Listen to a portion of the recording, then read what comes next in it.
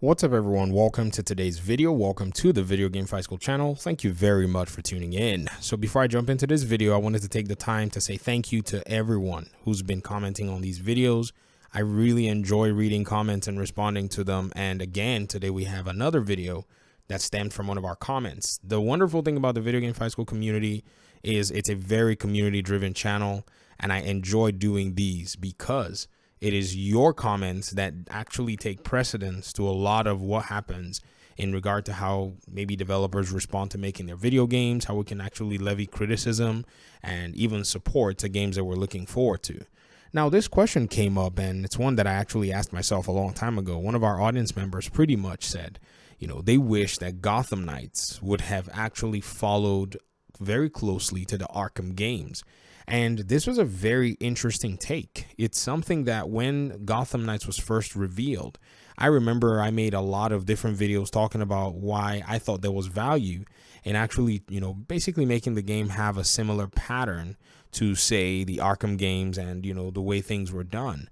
And, in my criticisms and in my own opinions and in my thoughts, it came down to the point where many of us in the community, we were kind of divided in a sense as to, what it would be. Should the game have followed Arkham? Should the game have actually had its own identity? And there are many things to consider in this entire conversation. So first of all, let's look at the development side. Let's look at the creative direction, and that is the decision makers and those who are actually in charge of making the game and what it is they think about having to, follow a creative direction that is close to, say, a remake of an original or something else. Now, this is not to say this is in regard to Gotham Knights, but I think you can kind of see where some of this is coming from when we read this tweet by Jeff Eleanor, and even it was liked by Patrick Rennie. I think it was retweeted or quoted. Jeff Eleanor writes here, this is just recently, he says, in games and films, there is huge confidence that remaking a thing that already exists is a business power move. And do I not vibe with this lack of creativity? And Patrick Redding actually quoted the tweet and said, preach. There is a side to a lot of creative directors and, people who work in gaming that are not necessarily, thrilled about having to redo something that's already been done before. In their own minds, I think the quest of, pushing the envelope or going a different direction is possibly more satisfying for a lot of people. Now, I cannot fault anybody for not following the Arkham games, even though I could say, man, it would probably have been fun and better. At the same time, as a YouTuber, I do the exact same thing as well.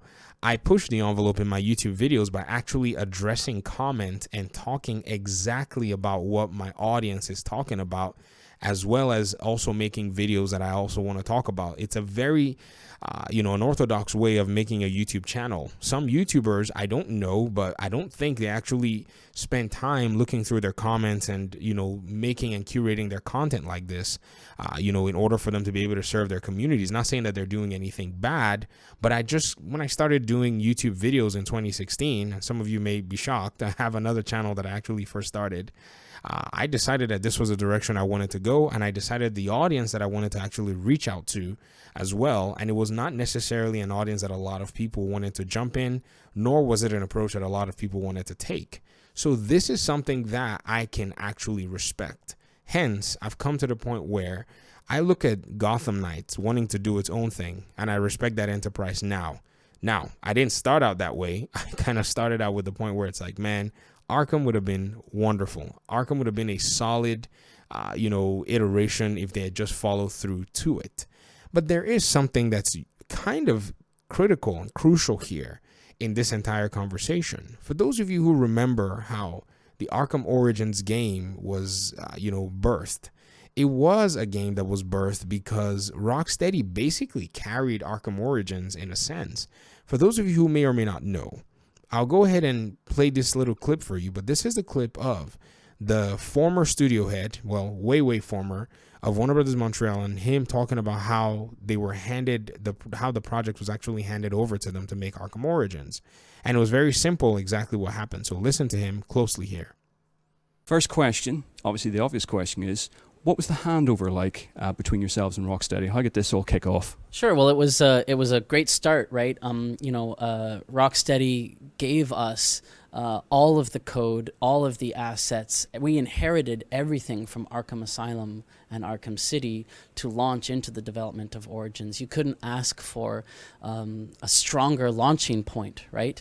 And so that was a wonderful place to start from. And then from there, we were given, just this incredible creative liberty to tell our story, to make our game within the Arkham universe. As you know, given the title, Arkham Origins, we have definitely focused on the early career Batman, the origins of this character, and some of the absolutely pivotal foundational moments that we think shape him and created the Batman that players obviously know and love from Asylum and City. Now, if you consider this, you'll see that Arkham Origins did not necessarily have anything original about it. In fact, the game itself was basically, something that was a project that I don't know if Warner Brothers mandated that another game be made while, it was Arkham Knight finish its production or whatever it may be. But it wasn't necessarily an original work in terms of concept, gameplay, mechanics, and all of the above. It was a framework that was given to them by Rocksteady to assist them so that they could get a game off the ground. But they pretty much made a game by just pretty much reusing already established code, programming, and gameplay mechanics, and they were able to publish it. And that was a good thing at the time.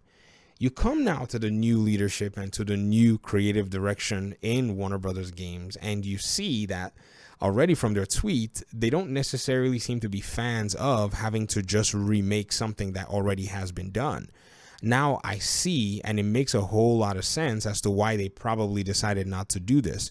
Now, if you ask me, if I was, say, in the creative direction and I, thought to myself, what would I want to do if I was given the mandate to make Gotham Knights? I would probably stick with the Arkham strategy because of many reasons. But I didn't get hired for the job. Jeff Eleanor and Patrick Redding and Fleur Marty and all of the folk that are working there were the ones who got that job. So they had faith and confidence in them. So this is the very first conversation and discussion that we also have to have about this. Another thing, too, is we also have to recognize that as Warner Brothers Games Montreal is a different studio and didn't want to go the route of Arkham, I think the people we have to hold responsible for not having a game that follows the Arkham strategy is Rocksteady themselves.